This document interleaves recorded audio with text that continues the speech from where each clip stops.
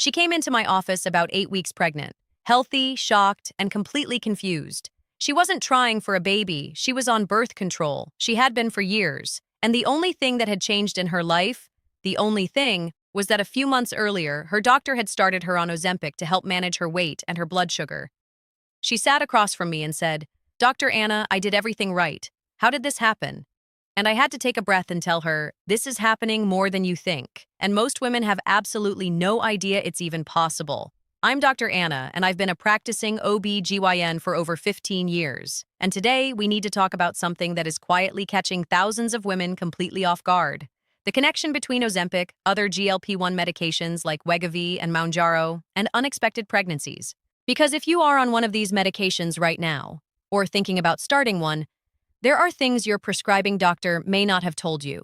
Things that could genuinely change your plans. So stay with me. This is important. Let's start from the beginning, because to understand why this is happening, you first need to understand what these medications actually do inside your body. Ozempic, Wegovy, Mounjaro. These all belong to a class of drugs called GLP-1 receptor agonists. They were originally developed for type 2 diabetes, but in the last few years, they've become incredibly popular for weight loss. And they work, genuinely work, for a lot of people. Here's a simple way to think about it. Your body has a hormone called GLP-1 that it naturally produces after you eat. It signals your brain to feel full, tells your pancreas to release insulin, and slows down how quickly your stomach empties. These medications basically mimic and supercharge that signal. They keep you feeling full longer, reduce cravings, and help regulate blood sugar. Now, here's where it gets relevant to your fertility and your birth control. When you lose weight, even moderate amounts, your hormonal environment changes significantly. And that matters enormously for your reproductive system. But there's also a second piece to this puzzle, one that has to do with how your gut absorbs the pill. And that piece is what's catching so many women off guard. Think of it this way. Your birth control pill works by being absorbed through your gut, entering your bloodstream and maintaining a steady level of hormones in your body. That steady level is what prevents ovulation. The moment that level gets disrupted, even briefly, the protection can break down. Here's what's actually going on inside when you're on a GLP-1 medication like Ozempic. One of the primary ways these drugs work is by slowing down what's called gastric emptying, meaning food and everything else you swallow, including your medications, moves through your stomach and intestines much more slowly than usual. In theory, you might think slower absorption means more time to absorb. That should be fine, right? But here's the part most doctors don't explain. Slower gastric motility doesn't just mean delayed absorption. It means unpredictable absorption. The timing and amount of your birth control hormones entering your bloodstream can vary, and oral contraceptives are specifically designed to be absorbed on a consistent, reliable schedule. Mess with that schedule, and you mess with the protection.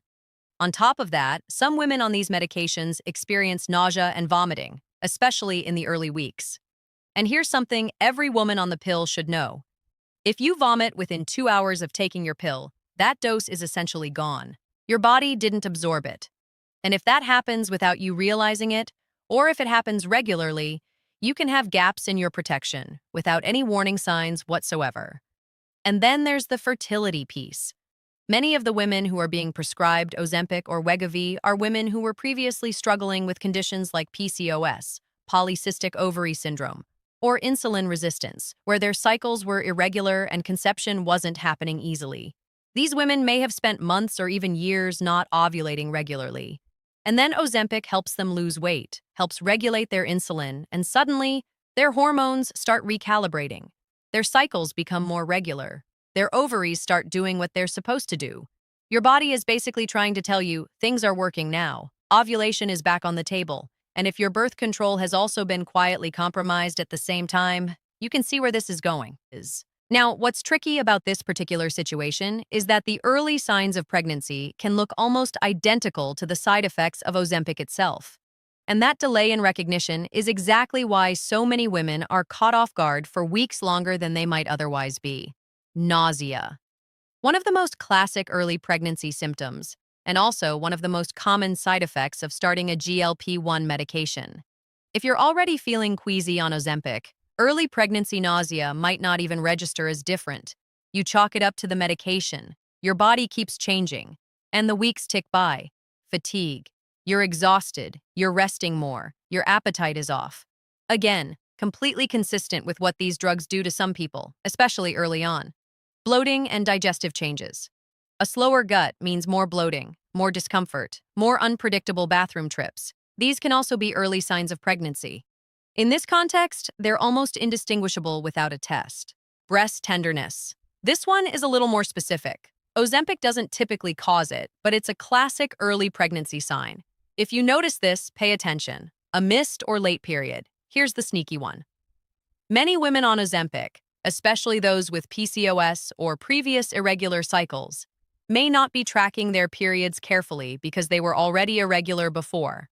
And as the medication changes your metabolism and weight, some mild cycle irregularity can happen, which women may not question.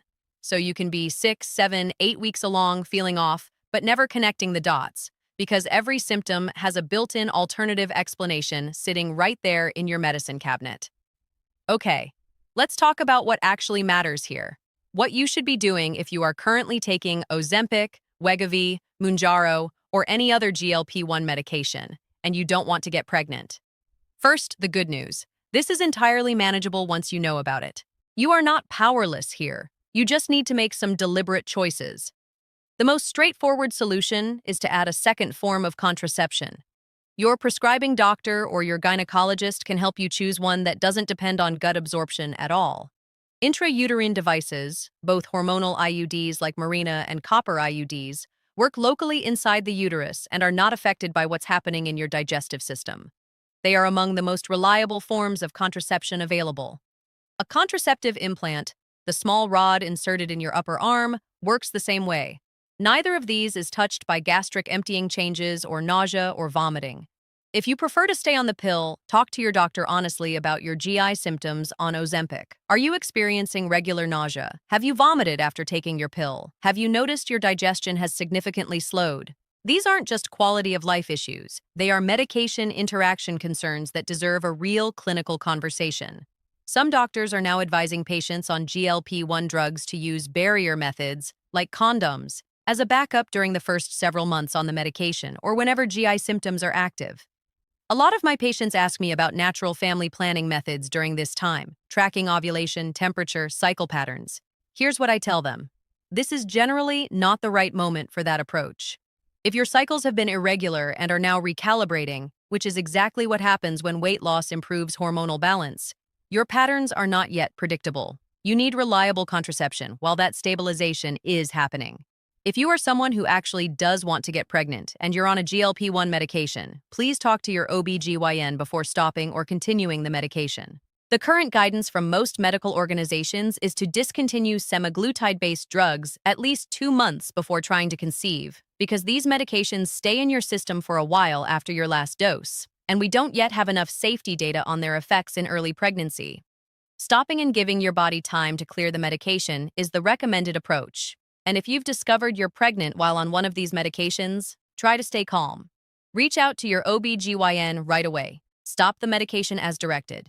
The data we have so far doesn't show a definitive pattern of serious harm, but this is an area of active research, and close monitoring during early pregnancy is absolutely warranted. If you are currently on a GLP-1 medication like Ozempic or Wegovy, please make an appointment with your gynecologist specifically to review your contraception. Not at your next annual, not when you get around to it, soon, this week if you can. If you have been experiencing nausea, vomiting, or significant digestive changes on your GLP-1 medication, and you have also been relying solely on the oral contraceptive pill, this is something you need to discuss with your doctor right now, not in 6 months. If your period is late and you've been on one of these medications, take a pregnancy test. Don't wait for more symptoms. A simple at-home test can give you clarity immediately. If the test is positive, stop the medication and contact your OB/GYN the same day or the next morning. Don't panic, but don't delay either. Early monitoring matters. If you are on a GLP-1 medication and you actively want to conceive in the coming months, please don't just stop the medication on your own. Talk to the doctor who prescribed it and your OB/GYN. There's a plan to make, and it involves timing, monitoring, and making sure your body is in the best possible place when you start trying. What will your doctor do? Likely a blood pregnancy test to confirm, an early ultrasound to date the pregnancy and check placement, and a conversation about all your current medications. If you've been on Ozempic, they'll want to document when you stopped and what your exposure timeline looked like. None of this has to be frightening. It just has to be handled properly and promptly. Here's what I want you to take away from this video. These medications are genuinely helpful for a lot of women. They're changing lives. But the way they interact with your hormones, your cycle, and your birth control is something that has not been communicated clearly enough. And women are finding out the hard way. You deserve to have this information before something surprises you, not after. If you're on Ozempic or any GLP-1 medication right now, talk to your gynecologist about your contraception. If you've been dismissing symptoms because you thought it was just the medication, take a test. And if nobody has told you that your fertility might actually be improving on these drugs, well, now you know. Your body is always communicating with you. Part of my job, and the whole reason I make these videos, is to help you understand what it's saying. Drop your questions in the comments. I genuinely read them, and your question might become the next video. If you have a friend who's on Ozempic or thinking about starting it, please share this with her. It could matter more than you know. Subscribe if you haven't already. I'm here every week, talking about the things your body deserves to have explained. I'll see you in the next one.